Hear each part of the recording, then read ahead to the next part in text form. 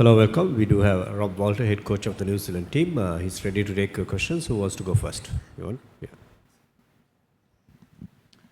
Hello. So what's the atmosphere like in the camp after last night?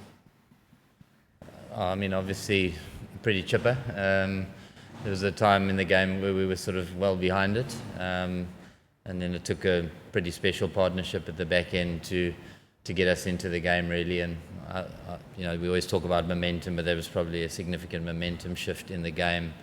And then I thought the guys bowled exceptionally well and fielded exceptionally well. So it's hard not to be feeling pretty good after a win like that. But it's just one win in the journey, and there's a couple more required. Yeah. How much strength does it give you to have seen the first half of your innings go so badly, but to know that there's the mental strength and also the skill to turn a match completely around from there? Yeah, I think throughout the competition there's been times where we've been under pressure fairly early on in our innings, and guys have found a way to put a score on the board or to chase down the total. It's obviously very pleasing when it's the lower order that are able to do that. When I say lower order, I say it with great respect to the skill set of Mitch and Cole, who I think show that they are excellent cricketers, and I think there's a sort of a psychology from a batting unit point of view when you can trust the the middle to lower order and know that if you do get into trouble, they can pull you out. Hi Rob. Do you think it makes a difference even subconsciously that you have to win to qualify, or maybe need to win to qualify to guarantee qualification, but England have already wrapped up qualification? Could that make a difference even at a low level? Probably not. I think sort of history tells you that through the Super 8s you're kind of always having to win. I mean, obviously there's some teams who have already found their way through to the semi-finals, England being one of them. But for us, we've sort of tried to place an emphasis on every game. I think that's probably a cliche that all teams use. It's not doom, or we're not dead if we don't win, but certainly we leave it up to external factors then and out of our own hands. So we certainly don't want to be in that position. But it's really taking care of the sort of ball by ball process really, and hopefully that takes care of the result. I dare say I haven't been following it with a microscope or anything like that, but back in the UK, everyone's talking about Jos Buttler and his form, his run of low scores. Have you been surprised by that? But I mean, I don't think you'd ever doubt the quality of Jos Buttler. He's got enough numbers behind his name to suggest that he's one of England's best white ball batters. So, but we know that all batters probably find a space in their career somewhere where there's a lull, and sometimes it only takes one knock for that to change. Hopefully that's not tomorrow, by the way. But no one will ever doubt his qualities, and so we won't. Can I just talk about Mitch Santner as like a batting force? We all know how great he is with the ball, how far he's come along in the last few years, but his batting really seems to have developed as well. Last night, and then in the tour of when we were over in New Zealand, last white ball tour in November, I think it was. Can you just talk about how much work he's put in and how how much of a force he is with the bat nowadays? I suppose it's much like everything with Mitch. It's sort of understated and flies under the radar, and the next thing you know, he's got 4 for nothing or scored 70 of nothing, and that's him. He's just got a wonderful skill set, but he's understated, doesn't draw any attention to himself, but delivers and has throughout the summer, to be fair, delivered under pressure when the team has been under pressure. So it's wonderful to have a guy of his skill set. He's a proper batter. There's no doubt about that. If you look at the skill range that he showed the other night and has shown on multiple occasions, that he's a wonderful batsman. He's got great power, but he finds it quite effortlessly. So, I mean, I've tried to get him to bat higher, but we do obviously have a strong batting unit, and also he's reluctant to replace anyone. Feels pretty comfortable where he is, which is great.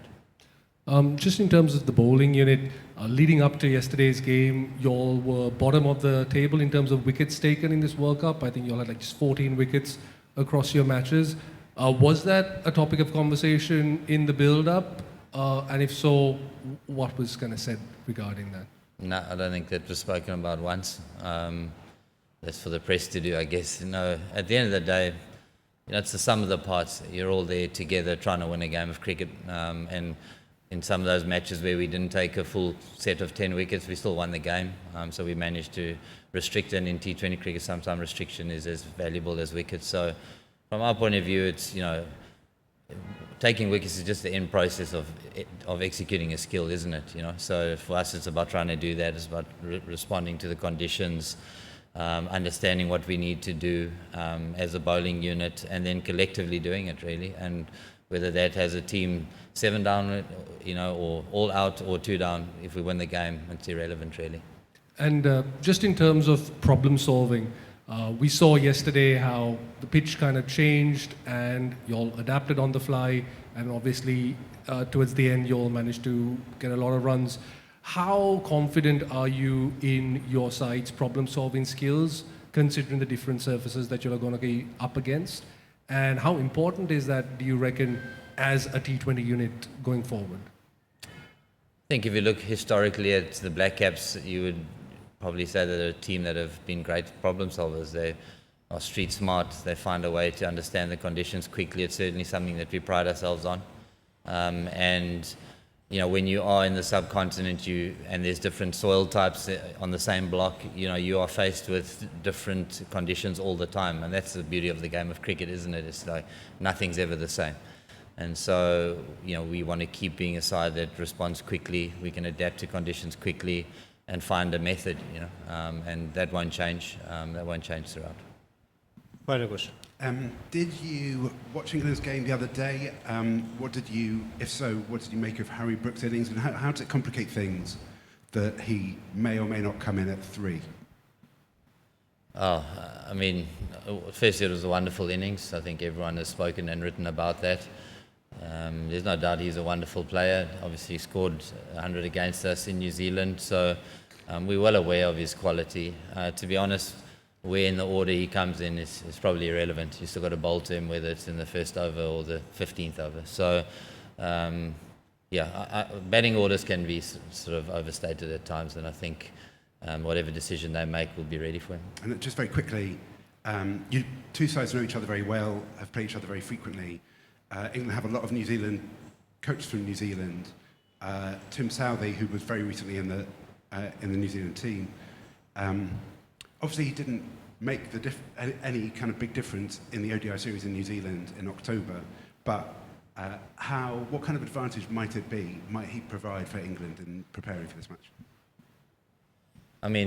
To be honest, I think we've said it a couple of times in this World Cup, there's not many secrets left in cricket these days. Our players are very much part of different leagues around the world, and there are a lot of English players that are with them, So, as you said, we've played against each other quite a lot in the most recent past, but also with each other. So, I think there's a very strong understanding of what each side will bring.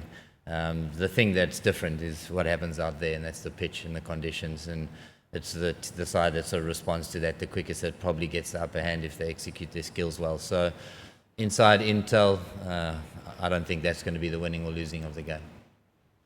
Thank you very much.